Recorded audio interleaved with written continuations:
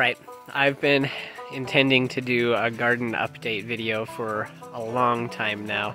I'm way overdue, but better late than never, right? So anyways, everything's pretty mature right now, and it looks great still, honestly. There's some of the produce that is on the tail end and isn't really producing anymore, but I think it's still fun to show the progress. And remember, this is just 1 year. This is the first year with the garden in this space, and the first year using the wood chips on this half of the garden. First year using Ruth Stout method for potatoes.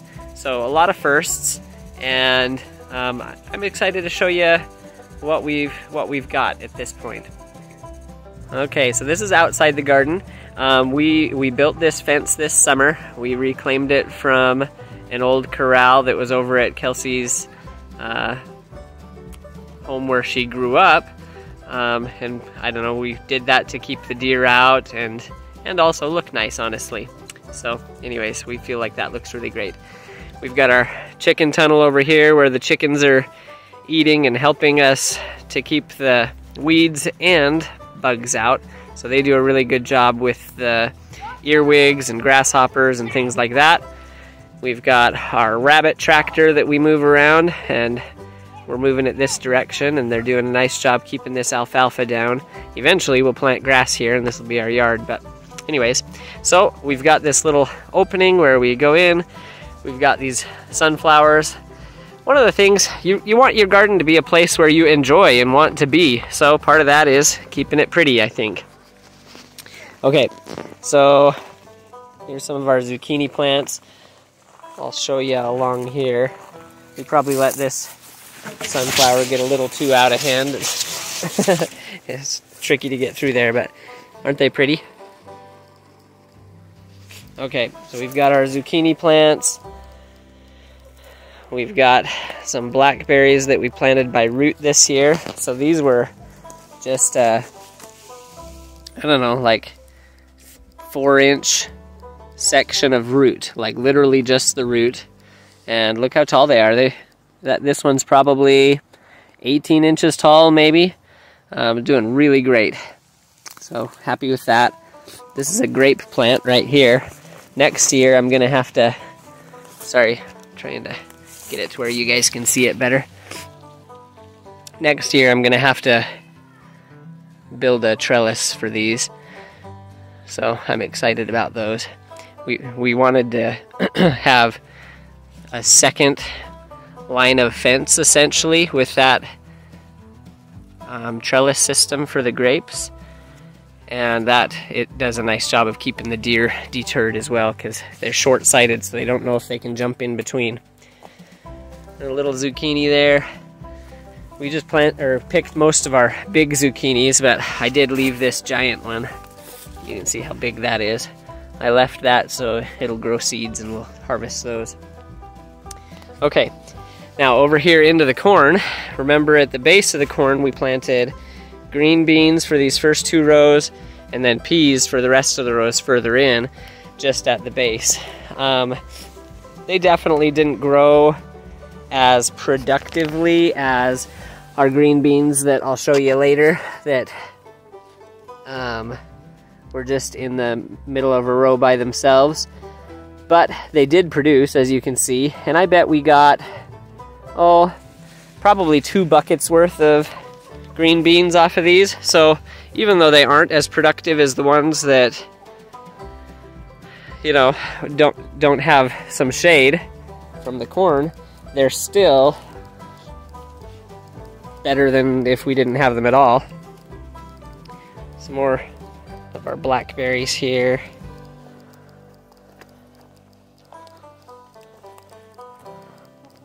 Another grapevine. Over here, we've got some sweet pie pumpkins that we want to can this fall. We've never canned pumpkin before, so we want to try that. The canned pumpkin that you buy in the store has gotten so much more expensive that honestly it's cost prohibitive, so we're like, well, let's give it a try and see how it goes. All right, while I get to the other side, I'll pause the video here. Okay, now I'm back out to our path here again. And so you can see the corn. These first couple of rows were what were our late corn. So we planted that about 2 or 3 weeks after the rest of the corn, just so we get a little bit of a staggered harvest. I'm getting wet, the water's getting me. Oh, you can see that corn's looking real good now. We've had a lot of corn off of this. The peas that we planted along the corn, we were hoping that it would grow up the corn a little bit better than it actually did, because they like to grow up things, but the peas didn't end up really doing that a whole lot, and it ended up just being mostly on the ground. So that's that. This is probably one of my disappointments of the garden this year. I planted a bunch of potatoes in here. They were kind of an afterthought, honestly. Our pigs are getting excited thinking I'm bringing them something tasty. Anytime we come over here, they're like, bring me something, bring me something. Anyways, it was an afterthought to plant potatoes along both of these sides, actually. This one's covered up by squash plants, but anyways, I did some Ruth Stout potatoes through here, but I didn't prepare it at all. There was grass already growing, and I was just kind of hoping that the straw and hay would choke out the grass. It didn't. So you can see there's quite a lot of grass growing through here. I wasn't intending for it to be garden, but since we were having water curtailments here in Idaho, I was like, I'm gonna plant extra potatoes. So we'll get some potatoes out of it. They just won't be as productive here since the grass is kind of choking them out. Some squash. So we planted the squash over here strategically, knowing that it was going to get big eventually and cover most everything else. So you might remember through here we've got 2 rows of pea plants, and I planted those closest to the squash because that's the first thing that's going to peter out and quit producing. So the squash plants have really taken over the whole area where those 2 rows of peas are, but the peas aren't producing anymore, and we've actually started pulling the pea plants out and throwing them to the pigs. The pigs really like them. As you can tell, they're still begging over here.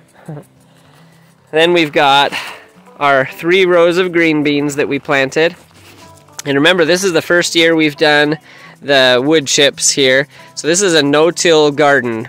It's first year with the garden in general, like in this space, since we just moved into the house last year. This is our second summer in the house. The garden was around the dirt in the house, or like around, right immediately around the house last year, just to try to keep the weeds from growing in. So anyways, you can see you can have a lot of success in your first year of gardening if you put the work into it in the beginning. But I say if you put the work in the beginning for a reason. Gardening is like anything else. If you're not going to put some effort into it, yeah, it's hard, and maybe you're going to get disappointing results. But honestly, from my experience, if you do the prep work at the beginning of the season, meaning like as you're planting or before you're planting, you're doing the right prep work, it doesn't have to be drudgery all summer long. I'll be honest with you, like there was very little weeding that happened in this garden throughout the late part of the summer. I bet we haven't spent 15 minutes in this whole garden in the last, trying to think what month it is. I bet in the last month and a half we haven't spent 15 minutes weeding in this garden. And you can tell there's not a whole lot of weeds, but we did put some time into it with setup and then maintaining for the first month and a half of the garden.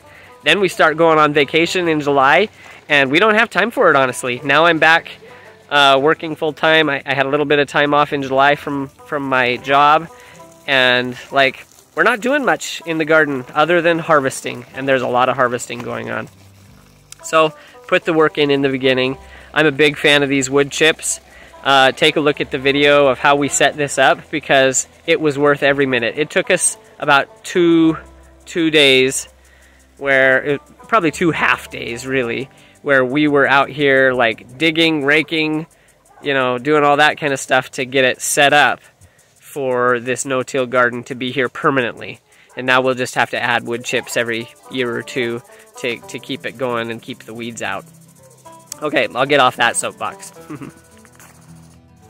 So between these 3 rows of green beans and the 2 rows that we did under the corn over here that I showed you, we canned over 70 quarts of green beans this year, which that was our goal. And that'll last us at least the year, maybe even a little longer. And then we also have sold probably 5 or 6 buckets worth, maybe more than that, that the kids sold for money for them. That's how we pay them for working in the garden. Okay, then we've got our beets. We did a video on how we grill the beets. We really love that recipe. It's funny, the kids beg for beets. Our kids are funny that way. They beg for veggies out of the garden. Okay, one more thing I'll say. You can see the water's going right now. We've only transitioned to that in the last probably month or so with the sprinkler. Prior to that, when these plants were still kind of young, all we were doing was moving a soaker hose along the rows. And we like doing that because then you're not watering where the weeds want to grow, which is in the pathways. You're only watering where your plants are, and that's a weed prevention measure too, honestly. Okay, I'm gonna kind of get in here and probably get wet a little bit, but this area we left for Lincoln to grow. He wanted to have a rabbit garden. He kind of struggled with it a little bit, honestly. He planted some lettuce and carrots and had a hard time keeping it watered enough to really get them to grow. Okay, over here we've got our Ruth Stout potatoes. They're starting to die back, which is normal for this time of year. And then here, anytime now, we could probably harvest these. Oh, getting wet. And then we've got a little potato in the bucket here that I planted way late in the season. But one of my ones, one of the ones that I had for, you know, eating potatoes down in the cold storage started to sprout. So I was like, you know, we'll get some baby potatoes off of that and be able to eat some.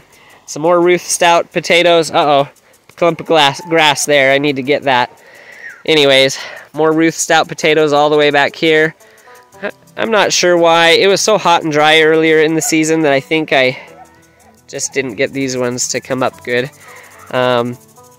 We planted the onions around the Ruth Stout bed here to try to keep the mice away from the potatoes. Mice don't like onions, but they do like potatoes, so the onions deter them a little bit. About to get wet again. Then we've got our yellow squash over here on this side of the garden. We did golden zucchini this year too, which I have never done before, but it's actually really good too. Alright, I'm totally getting sprinkled over here. Here's our carrots. I'll tell you a little bit more about those in a second. Okay, I think I'm on the outside of the sprinkler path now. Alright, so you can see these carrots aren't quite as thick as these ones over here. Early on in our summer, I'll turn this camera around. So early on in our summer, it was super hot early. So early June was like uncharacteristically hot, and it was super dry and windy. So I just wasn't able to keep the ground wet enough to get these carrots to germinate. Usually, I've never had a problem with it before, but this year I did. It was just so hot, so dry, so windy, it soaked all the water out of the ground, even though I was watering frequently. So anyways, the side that doesn't have as many carrots, those are mostly the ones that did come up in our first round of planting carrots. And then the other ones that are thick, I had to totally, sorry, I'm getting wet. I had to totally replant those. And instead of planting them direct seed, I put the carrot seeds on a paper plate with a paper towel on them, and moistened the paper towel, left it in there for about 5-6 days. Then they were starting to barely germinate with the little white tail that comes out. So I planted those exactly where I wanted them. It takes a little bit more time to do it that way. I actually like it better, so I'm going to do that just every time in the future, honestly. But you can tell it's a nice thick carpet of carrots, and we're going to get a great carrot harvest out of that. They're not big carrots either, so if they were big carrots, I would have had to plant them further apart, but these ones are just the little finger carrots, which I really like for eating fresh and cooking with some brown sugar and stuff like that. Super yummy. Anyways, I'll show you those again. So we picked some of these today and sent them with my sister, actually. The carrots on the big side over here were probably a good, I don't know, almost 2 inches in diameter, 8-9 inches long. They were like perfect carrots, so I definitely recommend doing it this way, and kind of digging down with a fork, either a broad fork, or I've got a little garden pitchfork thing that kind of tills up the ground a little bit under there. You got to loosen up the soil really well for carrots. And there's the thick ones there. You can see we dug some of those up today too. They're about a finger width and not a whole lot longer than that, but they're great. Okay, over here, this looks like just weeds, but it's actually our radishes that we let go to seed. So you've got these seed pods. In each seed pod, you'll get about 4 or 5 seeds for radishes. And I like to leave those go to seed. And that's how we get our radishes each year.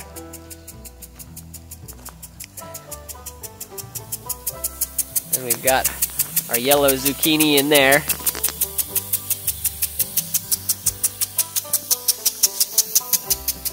And this is just a regular yellow squash, like a crook neck or straight neck, I'm not sure. Oops, I'm getting pretty wet. Okay, and here at this other end, hopefully you can kind of tell where we're at now. So that's the path where we entered, right over there. So on this side, remember up here against this fence, I was telling you on the other side that we were disappointed because I didn't prep this very well. So there's grass coming up and things like that. Is what it is. I'll do better next year. Get some good cardboard and things like that to prep it better and keep the grass from coming up. Look at these squash though, they're ginormous. One of my kids was like, it's bigger than a baby. Yep, it is, by a lot. It's probably a foot in diameter from there to there, and then I bet it's 18 inches long that way. So that was a Hubbard squash. Hubbard? I can't remember. Anyways, I think it's Hubbard. So we've got a few of those through there. Really nice big squash. We'll be able to save some of those into the winter, and the ones that we aren't going to eat, we'll feed them to the pigs through the winter to give them a nice treat. All right, I think that kind of concludes our little garden tour and update. I've been really happy with what we've gotten out of the garden this year, what we've been able to harvest, and honestly, like I said, after that first month or month and a half, not a whole lot of extra work going into the garden, just harvesting and taking stuff out of the garden. So, you know, if you've been on the fence whether you should start a garden, because, like, yeah, it's hard a little bit in the beginning, but after that, really pretty smooth sailing. And especially with the no-dig or no-till method, getting lots of wood chips, love it, and totally recommend it. It's worth the input. It really is. And as you can see, you can have a great harvest your first year of gardening. Don't let somebody discourage you. Put in the work early on to have a success like this later on. Anybody can do it. I really believe that. You got to learn about your area and the specific things. We did have a frost in late June that was totally annoying, so we had to cover stuff and keep it, you know, from dying from the frost. We covered it with tarps and anything we could get to cover everything we could. There were some spots that, you know, the green beans were kind of thin, or, you know, the corn was stunted and took a little while to catch back up, things like that. But I don't know, you can do it. So put your mind to it and let's see what we can get to grow. If you want to start small and just do like a 5 by 5 foot area, start. Just try. Do your best. Learn something. I don't know. It's worth it. Being able to eat good, fresh produce. I love it. And my kids love it. It's really a great way to live and a great way to, you know, have a fun hobby too, honestly. All right. Hope you enjoyed the little garden tour. And hope you're inspired. Let's do something cool together. I'd love to see any videos of your first year gardens, or any gardening successes, gardening challenges. Put them in the comments and let's learn together. All right, take care. There's one that flew up there.